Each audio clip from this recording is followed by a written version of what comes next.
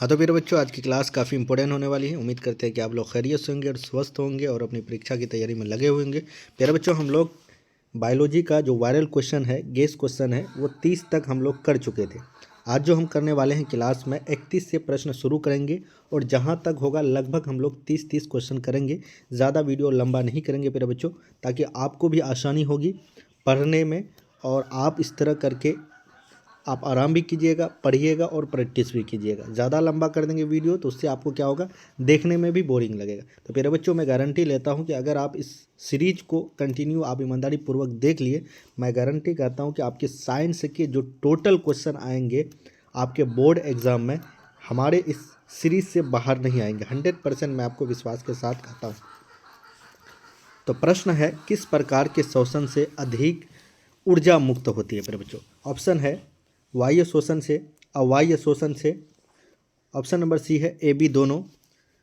Option number D है इनमें से कोई नहीं। तो मेरे बच्चों, क्या होगा इसका राइट ऑप्शन? फटाफट आप लोग कमेंट कीजिए।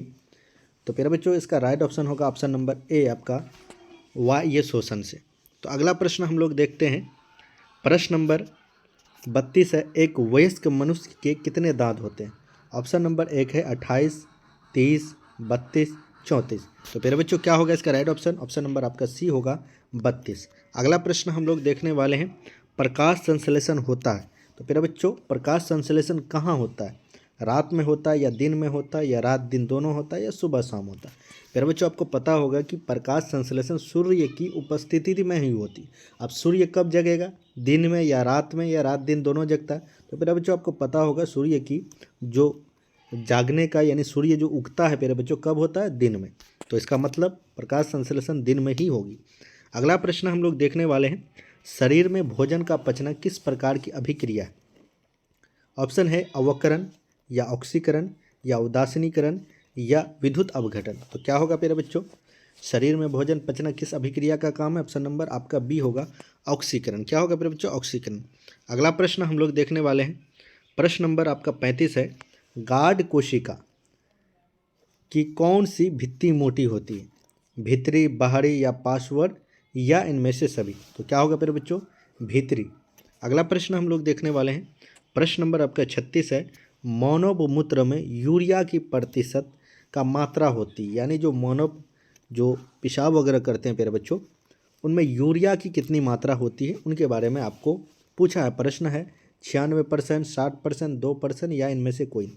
आपको पता होगा मेरे बच्चों 2% होती है। अगला प्रश्न हम लोग देखने वाले हैं, शोषण किस प्रकार की रासायनिक अभिक्रिया है? जो शोषण होता है वो किस प्रकार की रासायनिक अभिक्रिया है? उपचयन है या ऊष्माक्षेपी है या संयोजन है या अपचयन है? तो मेरे बच्चों, आपको पता होना चाहिए कि आपको पता होगी कि ऊष्माक्षेपी अभिक्रिया है। अगला प्रश्न है मेरे बच्चों, ट्रेकिया किस जीव का श्वसन अंग है? यानी ट्रेकिया किस जीव का श्वसन अंग है? ऑप्शन ए है आपका हाइड्रा, स्टारफिश, कॉकरोच। अगला ऑप्शन देखते हैं मेरे बच्चों, पायला। क्या है मेरे बच्चों इसका राइट ऑप्शन? ऑप्शन नंबर आपका सी होगा कॉकरोच। आपको ये भी प्रश्न दे सकता है, कॉकरोच जीव का श्वसन अंग क्या है? उसमें आपको दे देगा गिल्स, त्वचा या ट्रेकिया या इनमें से कोई नहीं। इस तरह का भी आपको उल्टा पुल्टा भी कर सकता है। ये आपको इस सीरीज में आपको मिलेगा उस तरह का क्वेश्चन, आपको घबराना नहीं है। प्यारे बच्चों, आप देख सकते हैं ये 21 फरवरी का इंपॉर्टेंट क्वेश्चन वायरल क्वेश्चन है बायोलॉजी का। आपको घबराना नहीं है, आपको बस क्लास करना है कंटिन्यू ईमानदारी से, बस आपका काम समझिए कि हो गया। अगला प्रश्न है, किस पौधे में रंध्र अनुपस्थित रहते हैं? कौन ऐसा पौधा है जिसमें छिद्र नहीं होता है, वो अनुपस्थिति होता है? आम का या हाइड्रल का या नागफनी का या केनर का? तो मेरे बच्चों, किस में नहीं रहता? ऑप्शन नंबर डी में, केनर का। अगला प्रश्न हम लोग देखने वाले हैं, स्वपोषी पोषण होता है मेरे बच्चों, स्वपोषी पोषण किस में होता है मेरे बच्चों? पौधों में या कुछ प्रोटिस्टा या प्रोकेट्रिया में या कवक में या ए बी दोनों में? तो ऑप्शन नंबर डी है ए बी दोनों में। किस में होगा मेरे बच्चों? ऑप्शन नंबर डी में, ए बी दोनों, यानी पौधों में भी होता है। स्वपोषी क्या होता है फिर? जो खुद से भोजन बनाए। परपोषी मतलब किसी और पर निर्भर है, यानी स्वपोषी। पौधा क्या है? स्वपोषी है। और कुछ ऐसे बैक्टीरिया वगैरह जीवाणु हैं, छोटे छोटे जीव होते हैं, वो भी खुद पौधे बना लेते हैं, जिनमें से आपको देख सकते हैं कुछ प्रोटिस्टा और प्रक्रिया में शामिल होते हैं। अगला है, ग्लाइकोलाइस होता है, ग्लाइकोलाइस होते हैं किस में होते हैं मेरे बच्चों? माइटोकॉन्ड्रिया में या कोशिका द्रव्य में या गिल्सी कम्प्लेक्स में या क्लोरोप्लास्ट में। तो प्यारे बच्चों किस में होता है? ऑप्शन नंबर बी, कोशिका दरियों में। किस में होता है? कोशिका दरियों में। याद करते हुए जाइएगा प्यारे बच्चों प्रश्न। अगला प्रश्न है प्यारे बच्चों, रक्त में ऑक्सीजन का वाहक होता है, यानी रक्त में ऑक्सीजन का वाहक होता है वसा में या हार्मोन में या हीमोग्लोबिन में या कार्बोहाइड्रेट में? बताइए। ऑक्सीजन का वाहक होता है प्यारे बच्चों, कौन होता है? ऑप्शन नंबर आपका सी होगा, हीमोग्लोबिन। अगला प्रश्न हम लोग देखने वाले हैं, निम्न में किसे रासायनिक दूध कहा जाता है प्यारे बच्चों? बताइए, निम्न में से किसे रासायनिक दूध कहा जाता है? पाचक रस को या उद्दीपक को या आवेग को या हार्मोन को? किसे कहा जाता है प्यारे बच्चों? ऑप्शन नंबर डी, हार्मोन को कहा जाता है। अगला प्रश्न हम लोग देखने वाले हैं, पौधे में प्रकाश संश्लेषण का स्थान है माइटोकॉन्ड्रिया में, क्लोरोप्लास्ट में, ल्यूकोप्लास्ट में या इनमें से सभी? तो प्यारे बच्चों बताइए किस में होता है? ऑप्शन नंबर आपका बी है, क्लोरोप्लास्ट में। अगला प्रश्न हम लोग देखने वाले हैं, निम्न में कौन हेटेरोक्रोनी ग्रंथि है? बताइए। पीठू ग्रंथि या यकृत या वृषण या थाई ग्रंथि? बताइए प्यारे बच्चों क्या होगा? निम्न में से कौन हेटेरोक्राइन ग्रंथि है? प्यूट ग्रंथि है या यकृत है या वृषण है या थायराइड है? बताइए फटाफट कमेंट। उम्मीद करते हैं कि आप लोग इसका उत्तर दे चुके हैं। ऑप्शन नंबर सी होगा। अगला प्रश्न फिर बच्चों हम लोग देखते हैं, लेक्टेस सामान्यतः कहाँ पाए जाते हैं? पीपल में या पीला केनेर में या बरगद में या ऑप्शन नंबर डी है इनमें से सभी? तो क्या होगा फिर बच्चों? लेक्टेस सामान्यतः हर एक इसमें पाए जाते हैं। ऑप्शन में जो दिए हुए हैं आपके पीपल में भी या पीला कनेर में या बरगद में, इन सारे ट्री में पाए जाते हैं। अगला प्रश्न है प्यारे बच्चों, मानव गुर्दे का आकार होता है, यानी हमारा जो गुर्दा होता है प्यारे बच्चों वो किसका आकार का होता है? तो आपको ऑप्शन दिया हुआ है, गोलाकार होता है, आयताकार होता है या सेम के बीच के आकार, यानी आपका जो सीम होता है उसके बीच की तरफ। आपको पता होगा प्यारे बच्चों, किडनी वगैरह जो देखे थे आपको पता होगा उसका कैसा होता है? ऑप्शन नंबर सी, यानी सीम के बीच की तरह होता है। अगला प्रश्न मेरे बच्चों, अगला देखते हैं, निम्नलिखित में किस में किन्विन प्रक्रिया होते हैं? किस में होते हैं मेरे बच्चों? पेशी कोशिका में या इष्ट में या माइटोकॉन्ड्रिया में? ऑप्शन नंबर डी है इनमें सभी। तो मेरे बच्चों क्या होगा इसका राइट ऑप्शन? ऑप्शन नंबर आपका बी होगा, इष्ट में। तो मेरे बच्चों अगला प्रश्न हम लोग देखते हैं, गर्हनी भाग है, गर्हनी जो होता है वो किसका भाग है? मुख गुहा का भाग है या आमाशय का भाग है या छोटी आंत का भाग है या बड़ी आंत का? तो मेरा बच्चों क्या होगा right option? Option number C होगा, छोटी आंत का। अगला प्रश्न हम लोग देखने वाले हैं, जीवन की एक महत्वपूर्ण विशेषता क्या होगी? जीवन की एक महत्वपूर्ण विशेषता क्या होगी बच्चों? अणु की गति, वृद्धि की गति, संघ या समन्वय? जो जीवन की एक गति होती है महत्वपूर्ण, क्या होता है? वृद्धि करना होता है। ऑप्शन नंबर आपका बी हो। अगला प्रश्न हम लोग देखते हैं, जीवन की एक महत्वपूर्ण विशेषता क्या है? गति या महत्वपूर्ण विशेषता? या आपको इस तरह का क्वेश्चन पूछा गया फिर बच्चों आपके एग्जाम में। मैं जितना क्वेश्चन आपको करा हूँ 100% आपके एग्जाम में देखेंगे और यही सब क्वेश्चन बार बार आपके पूछे गए, सारा क्वेश्चन आपके पूछे भी गए। तो आप देख सकते हैं एक बार कैसे पूछा, दूसरी बार देखिए किस तरह पूछा। जीवन की एक महत्वपूर्ण विशेषता, अणु की गति या वृद्धि या संघ या समन्वय? तो मेरा बच्चों ऑप्शन नंबर बी, वृद्धि।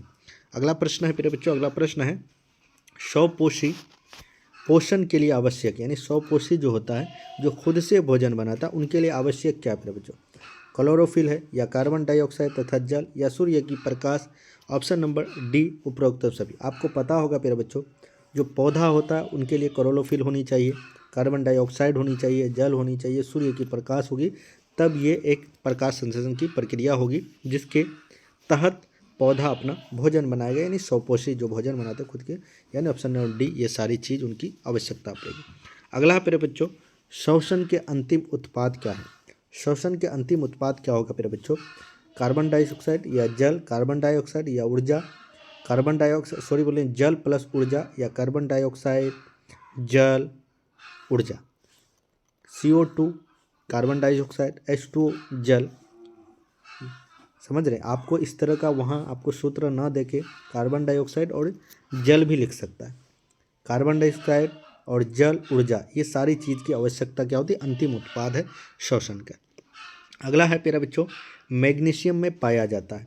मैग्नीशियम में क्या पाया जाता है? क्लोरोफिल पाया जाता है या लाल रक्त कण पाया जाता है, वर्षो लवक पाया जाता है या श्वेत रक्त पाया जाता है? मेरा बच्चों बताइए। ऑप्शन नंबर आपका ए होगा, क्लोरोफिल पाया जाता है। क्या बच्चों? क्लोरोफिल।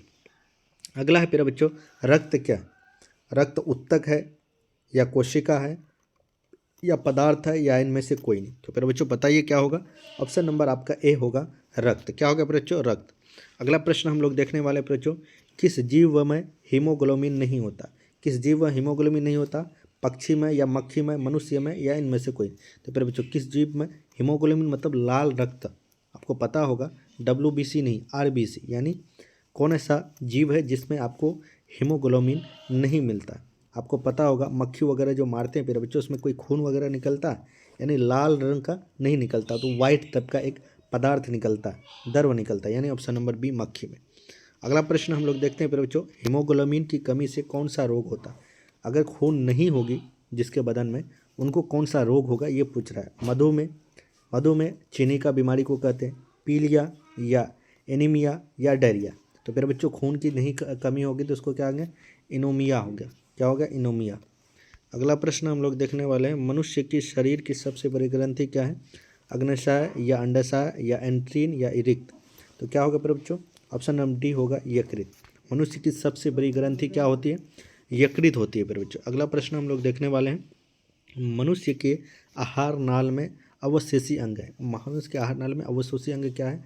कोलोन है या एपिडिक्स होती है या स्कीम होती है या रिक्टे होते हैं। क्या होती है फिर बच्चों? ऑप्शन नंबर बी है एम्पीडिक्स। क्या होती है? एम्पीडिक्स। अगला प्रश्न हम लोग देखने वाले हैं फिर बच्चों, RBC की जीवन अवधि होती है, यानी जो लाल रक्त जो खून होते हैं फिर बच्चों उनकी जीवन यानी कितने दिन तक उनकी अवधि होती है RBC की? 120 दिन या 180 दिन या 80 दिन या 220 दिन। फिर बच्चों ऑप्शन नंबर ए होगा 120 दिन RBC की जीवन अवधि होती है। फिर बच्चों अगला प्रश्न है, कौन सी बीमारी श्वसन तंत्र से संबंधित है? ऑप्शन ए है आपका डायरिया, निमोनिया, मलेरिया, मधुमेह, यानी श्वसन तंत्र से। किसका है? ऑप्शन नंबर बी आपका निमोनिया। आपको पता होगा निमोनिया जो बच्चा वगैरह होता है उसको खांसी वगैरह होता है, सांस लेने में बहुत दिक्कत होता है, यानी निमोनिया श्वसन तंत्र यानी सांस के जो सिस्टम में होती है उसमें इस तरह का बीमारी होता है निमोनिया। तो फिर बच्चों हम लोग 60 प्रश्न कर चुके हैं, तो इसके बाद फिर हम लोग नेक्स्ट सीरीज करेंगे, यानी अगले वीडियो पर 60 के आगे जो प्रश्न होगा VBI उनको देखने वाले हैं। इस सीरीज का भाग फिर नेक्स्ट वीडियो पर आपको मिलेगी। तो फिर मिलते हैं नेक्स्ट वीडियो पर। Jai Hind, love you, bye, take care. ऐसे ही आप हमारे साथ जुड़े रहिए और अपनी अपनी परीक्षा की तैयारी को बेहतर बनाइए।